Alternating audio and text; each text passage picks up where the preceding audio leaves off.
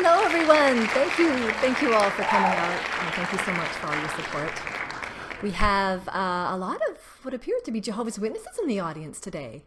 Yes, in fact, I recognize this brother here. You look like the Bethel elder from my Don't Let the Jehovah's Witnesses Coerce You into Baptism show. Is that right? Yes, it's me!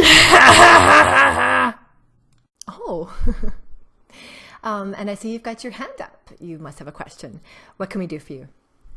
Why don't Jehovah's Witnesses accept blood transfusions? Myth. Jehovah's Witnesses don't believe in medicine. Great, thank you. Or Thank you medical very much for your treatment. question. Fact. We seek the best possible medical care okay. for ourselves and our Thank families. you. Yes, you know what? When That's we an have excellent health question. Thank problems, you very we much. go to doctors In who have fact, it's skill such a good in question. providing I think we medical should and spend a few surgical care moments without- talking about this topic today. When I was growing up in the 1970s, in fact, it was a very hot topic. It was not uncommon to go from door to door and face people that were beyond livid about this topic. You know, they'd say things like, you allow your children to die, get off my property, you murderers, drop dead, beat it, scum, comments like that. Sorry, it's just conjuring up all kinds of memories from my past. But, you know, so a person really needs to examine their beliefs on this topic and determine how they feel about it and be confident about it. Because, you know, when I grew up as a Jehovah's Witness, they really hammered home this idea about blood transfusions and how dangerous they are. And for a few years, even after I left the organization, I carried around with me my blood card because I was a bit nervous. But once I started doing a bit more research into it, I began to realize that I had nothing to fear, and I feel pretty confident about where I stand.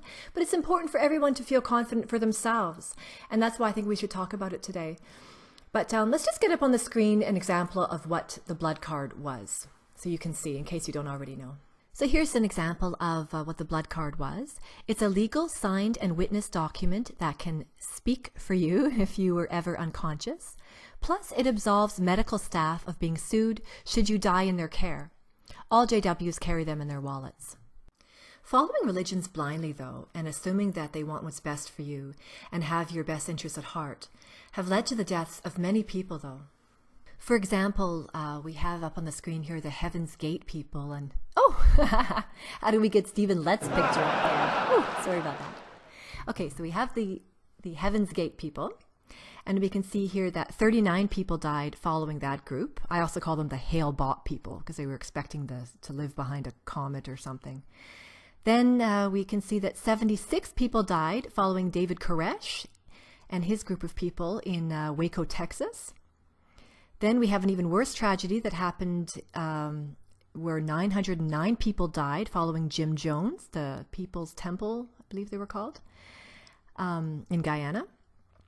And then we see that it's been estimated that 50,000 people have died by refusing blood transfusions. I know that's a massive number.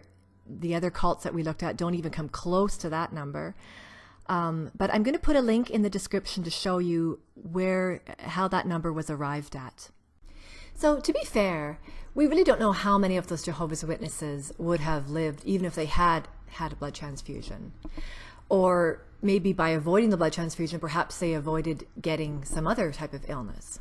We really don't know. And that's why it's so important that you do your own research and that you feel confident with whatever stand you choose to take. And that's why I'm glad we're doing this show today so we can talk about it. So for somebody who really wants to study the Bible and be a Bible student, you're going to want to know, well, what does the Bible really say about the medical use of blood? If a doctor, for example, tells you that you will die without having a blood transfusion, does the Bible command that you refuse it and die? And Jehovah's Witnesses claim that they don't store blood and that that blood must be poured out. Is this true? And what the are blood fractions? Oh, sorry, I forgot I had my profanity prohibitor on. So in answer to the first question, using blood for medical reasons is not actually mentioned in the Bible, but the Bible does talk about blood. And Jehovah's Witnesses have some scriptures that they would show you about this topic. Let's just have a look at them and see what they would use to show you. So from the JW.org website, they would first show you Genesis chapter 9, verse 4, where God tells Noah that only flesh with its soul, its blood, you must not eat.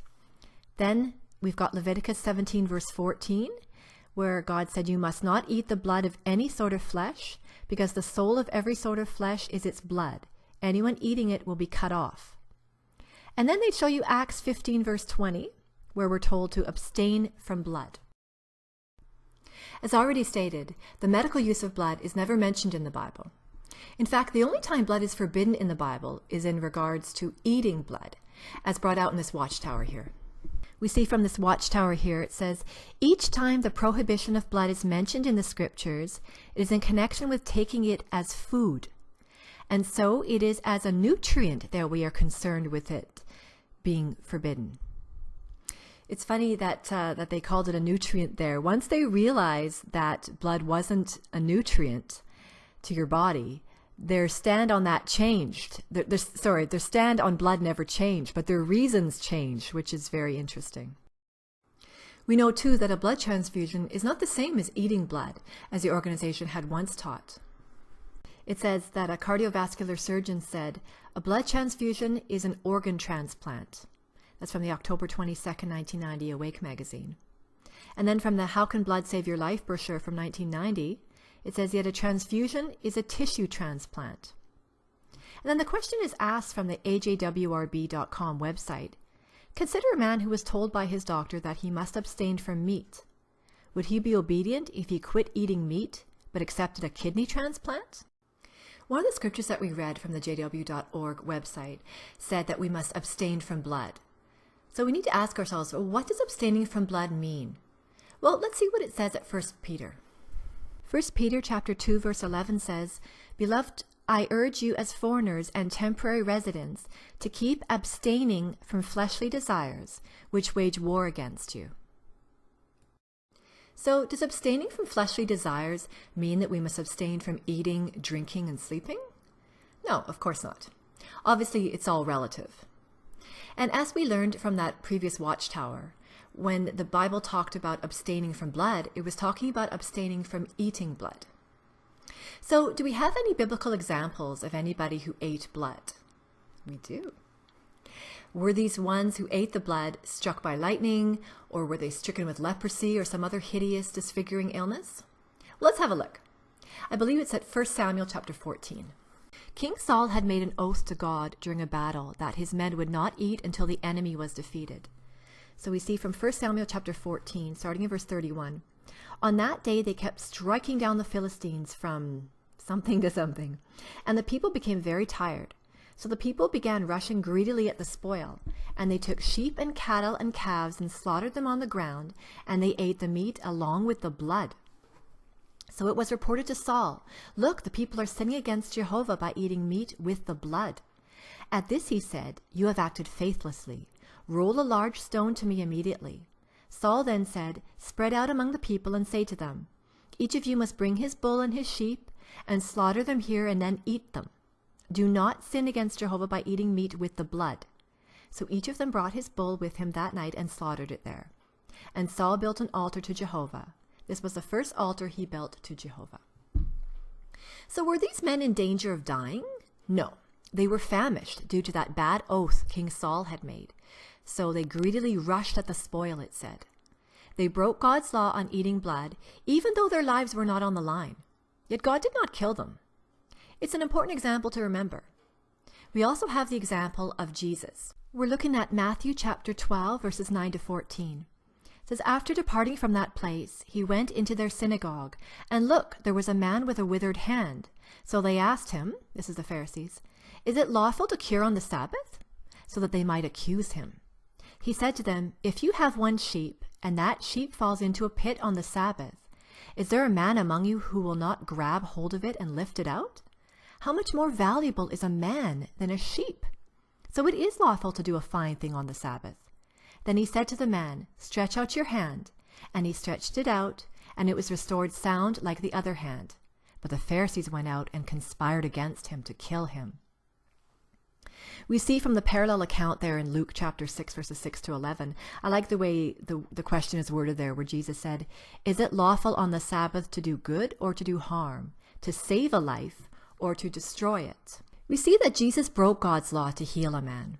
He demonstrated the rabbinic principle that the obligation to save life supersedes Jewish law. Life is precious to God, so if the life of an animal or the well-being of a human was at stake, he showed that it was more important to save a life than to obey the law. Big lesson here. And note the reaction of the Pharisees. They would rather apply the letter of the law and watch an innocent person or animal die or suffer. Sound familiar? So if a doctor tells you that your life is in jeopardy, we must keep this principle that Jesus showed in mind. The Bible shows us that life is very sacred to God. In Bible times, when blood was poured out after an animal died, it was out of respect for the life that was taken. So life was lost, and out of respect for that life that was lost, the blood was then poured out. With a blood transfusion, no lives are lost. The person donates the blood, and then they continue to live. The only life that is lost is when the JW organization pushes one of its members to refuse a blood transfusion, and then that person dies as a result. A person who willingly gives up his life is not showing respect for life. When I look again at this Awake magazine cover, I feel so sad knowing that most of these kids would have been alive today if they'd known the truth on God's viewpoint of blood. They would have been just a few years younger than me, enjoying life with their loved ones. According to the organization, in the late 1990s, and due to religious complications in Bulgaria, I won't get into it, but I will provide a link in the video description below for you to research it further, and it's pretty fascinating. So just a few years after this Awake magazine, the organization changed the rules on what punishment they would give a member if he or she had a blood transfusion. Check out the Secret Elders Handbook, Shepherd the Flock of God. Under the subheading, Willingly and Unrepentantly Taking Blood, it says if someone willingly takes blood, perhaps because of being under extreme pressure, the committee should obtain the facts and determine the individual's attitude. If he is repentant, the committee would provide spiritual assistance. But notice further down where I highlighted it, it says, on the other hand, if the elders on the committee determine that he is unrepentant, they should announce his disassociation. So you may or may not be disfellowshipped after you have a blood transfusion, depending upon how sincere or maybe how much you cry in front of your judicial committee. It would not be wise, though, to walk around the Kingdom Hall after having a blood transfusion and say, hey, I had a blood transfusion and I'm alive today. Walking around promoting it. Not smart. But, regardless of that, the Bible never uses this as a reason to shun a brother. And, the organization wasn't always so judgmental when it came to blood transfusions, as we see from this 1958 Watchtower. So from this Questions from Readers, it says congregations have never been instructed to disfellowship those who voluntarily take blood transfusions or approve them. We let the judgment of such violators of God's law concerning the sacredness of blood remain with Jehovah, the supreme judge. An individual is not disfellowshipped because of having voluntarily taken a blood transfusion or having approved of a dear one's accepting a blood transfusion. It is not for you or anyone to act as the judge. I keep seeing in JW publications, even today, that they say that we must pour out blood, that it cannot be stored. But is this true? Must we do this? Well, Jehovah's Witnesses say that we do, but they apply it very inconsistently. And when you start to research it, it's very weird. First, we'll look at the October 15th, 2000 Watchtower. It's a question from readers where the person was asking about medical procedures using one's own blood. It's saying that the obligation to keep the Mosaic law ended when the Messiah died. Yet God's view of the sacredness of blood remains, they say. And if you flip over the page, it says, the Mosaic law is not in force now. Nevertheless, Jehovah's Witnesses respect the principles God included in it, and they are determined to abstain from blood. And then if you see these other references here, we've got the February 1st, 1989 Watchtower, where again, someone's asking the question about when the law covenant ended and when was it replaced by the new covenant. We see the scripture there, Colossians 2:13 and 14. It says, God kindly forgave us all our trespasses and blotted out the handwritten document against us, which consisted of decrees and which was in opposition to us. And he has taken it out of the way by nailing it to the torture stake. And again, further on, it says he poured out his Holy Spirit, and this showed that God had canceled the law covenant, figuratively nailing it to the stake on which Jesus had died. But if you notice the 1964 Watchtower reference below that, the April 1st Watchtower, it says, but many persons in Christendom are also bound by traditions that Christ in no way obligated them to keep. Some religions, for instance, still require the observance of the Jewish weekly Sabbath, yet at no time did Christ indicate that this law was to continue to apply to his followers, since Christians are no longer bound by the law. So, do you see why I find the whole thing really weird? I mean, we looked at various articles there. They all showed that we're not under the Mosaic Law covenant anymore. We read that scripture in Colossians where it said the same thing, that it was nailed to the torture stake. And then the article from that one Watchtower went on to talk about how, well, some members of Christendom, they still try to do things like the Sabbath, you know, and they're showing that that's wrong because it all ended. When the law covenant ended, we don't have to obey the Sabbath laws anymore. So I find the whole thing really weird because it's like they're saying that we are still under the principles, though, of pouring out blood. You know, they say, like, what about Leviticus? What about Deuteronomy? Well, you know, we're not under the principles of the Sabbath. We're not under the principles of tithing. We're not under the principles of stoning people today, thank God. So why would we be under the principles of whether or not we cannot store blood and that we have to pour it out? I don't know. I don't get it. But since Jehovah's Witnesses still feel that we are under the principles of not being able to store blood and that it must be poured out, well, I guess we have to wonder, though, well, what about blood tests?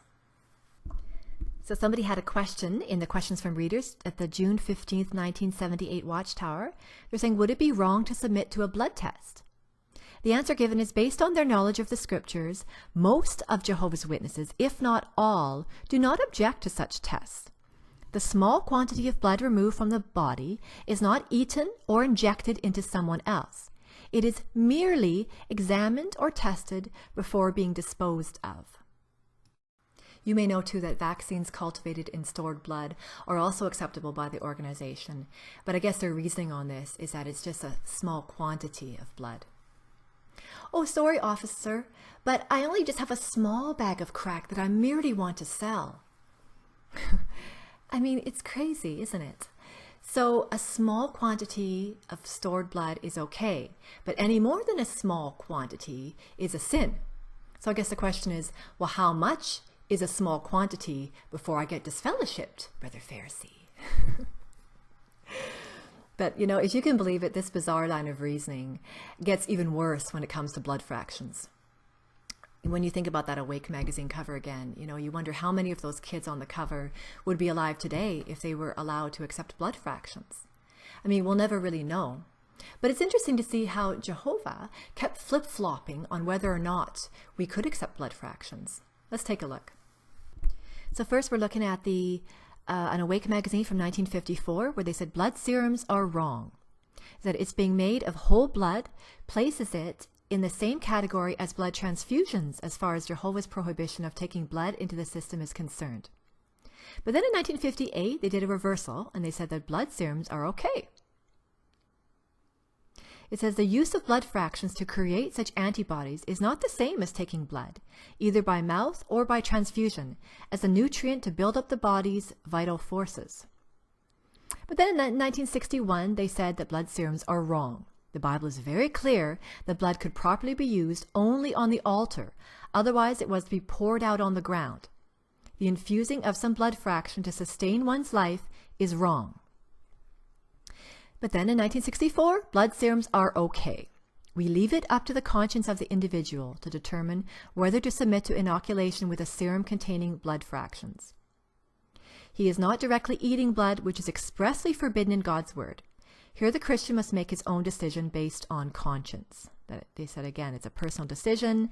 And then again in the 1965 Awake magazine, that serums are prepared from blood. However, they do not involve the use of blood as a food to nourish the body, which the Bible directly forbids. So it's up to the person's conscience.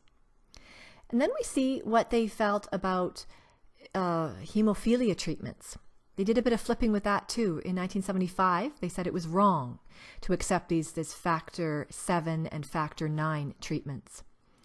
They said clotting factors derived from blood are not abstaining from the command from blood. Sorry. And then in 1978, Then they did a reversal and said, no, actually it's okay. We've taken the position that this question must be resolved by each individual on a personal basis. Christians individually must decide what to do. A witness is not allowed, and they would never donate blood, but they may gladly accept blood fractions from worldly people. Oh, I'm not bringing anything to the potluck luncheon, but I'll gladly eat what everybody else is bringing. I mean, that's kind of poopy, hey? So their conscience won't allow them to bring it, but they will gladly accept them. Well, I thought there was more happiness in giving than there is in receiving. Not so if you're a JW after somebody's worldly blood fractions. Very weird. But do you have any idea just how much blood has to be donated for just one injection of gamma globulin, which is a now acceptable blood serum that Jehovah's Witnesses can take? Let's find out. From this Awake magazine, it says here, we are told that it takes 1 1/3 pints of whole blood to get enough of the blood protein or fraction known as gamma globulin for one injection. So the blood is donated and pooled for these blood fractions. But any idea how many donors were used? In the Immune Deficiency Foundation, or IDF Patient and Family Handbook, you'll see what it says. See, it says there, it's prepared from the plasma collected from a large number of normal individuals, usually between 10,000 and 50,000. So a lot of blood needs to be donated to make up blood fractions, and from up to 50,000 different donors. And that's all okay by the organization. Their stand on blood is so very odd, confusing, and inconsistent. But at least I guess they allow some things up to your conscience. In fact, there was an important Kingdom Ministry insert from 2006 that had much information on blood fractions, including worksheets for witnesses to review to help them decide what fractions and treatments their individual consciences would allow them to have. So looking at the Kingdom Ministry insert here, it says that Jehovah's Witnesses do not accept transfusions of whole blood. Blood fractions are elements from blood that are extracted through a process called fractionation. Are fractions also covered by the command to abstain from blood? We cannot say. Oh, I think you can. Many fractions are derived from blood that has been donated for medical purposes. See, I took the same slide and I added a picture of Moses there and asked the question, if blood must be poured on the ground, why aren't blood fractions poured out?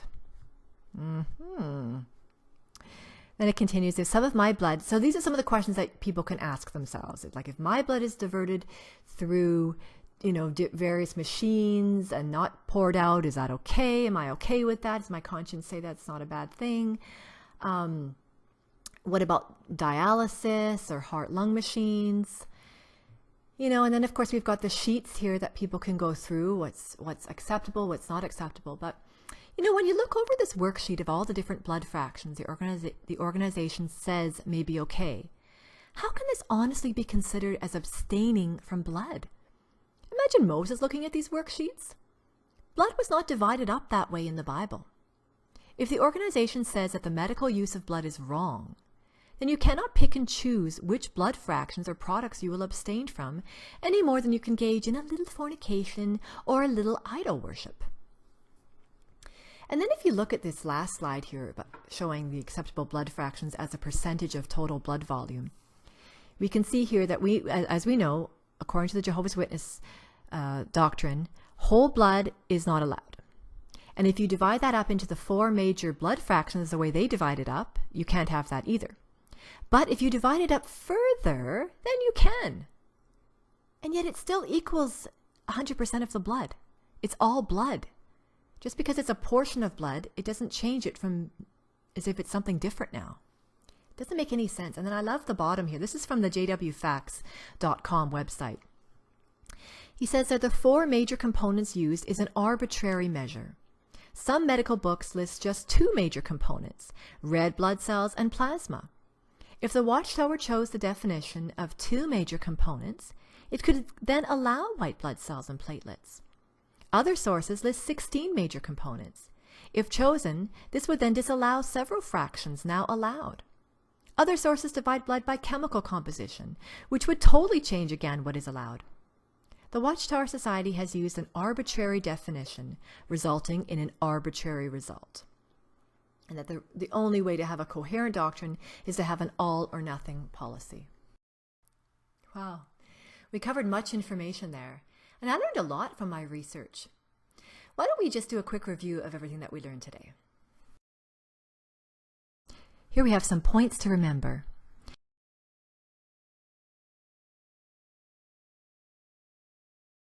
Each time the prohibition of blood is mentioned in the scriptures, it is in connection with taking it as food. The Bible never mentions avoiding blood in medical situations. We're no longer under the old law covenant, so we don't need to pour out blood anymore. And abstaining from blood in Acts was referring to abstaining from eating blood. Both an Awake magazine and a blood brochure compared blood transfusions to organ or tissue transplants and are therefore not food. According to 1 Samuel chapter 14, King Saul's men were not killed by God for breaking God's law when they ate blood. Jesus demonstrated that it was more important to save a life than to obey the law. He was disgusted by the Pharisees, who would watch an innocent person die while obeying the letter of the law. Blood was poured out during animal sacrifices in the Old Testament to show respect for the life lost. No lives are lost with blood transfusions. The blood donor gives and carries on. The organization flip-flopped a few times on whether they would allow their members the freedom to accept blood fractions without being disfellowshipped. The organization overrides the old law covenant command to have blood poured out and not stored when it comes to blood tests and blood fractions because it's just small amounts. It takes 1 1/3 pints of whole blood for 1 gamma globulin injection, and plasma is collected from between 10,000 and 50,000 people and then pooled for blood fractions. That's a lot of stored blood that is not being poured out. The alleged 4 main blood components is just arbitrary, as other medical books claim there are only 2, making white blood cells and platelets okay. So the topic of the medical use of blood is a topic that JWs and all ex-JWs really do need to research. Why? Well, because we've seen that tens of thousands of Jehovah's Witnesses have lost their lives because they've put their trust in an organization who has the stand that they do against blood and blood transfusions. You know, Jesus said that he wants mercy and not sacrifice. And yet the Jehovah's Witness organization doesn't seem keen to change their stand on blood, and they don't offer mercy to their members. So please research this topic for yourself and make sure that you feel comfortable with how you feel. And don't let any organization push you into taking any stand against something that you don't feel comfortable with. So thank you very much for watching my video. And if you liked it, like it. And we'll see you again next time. Thanks. Bye-bye.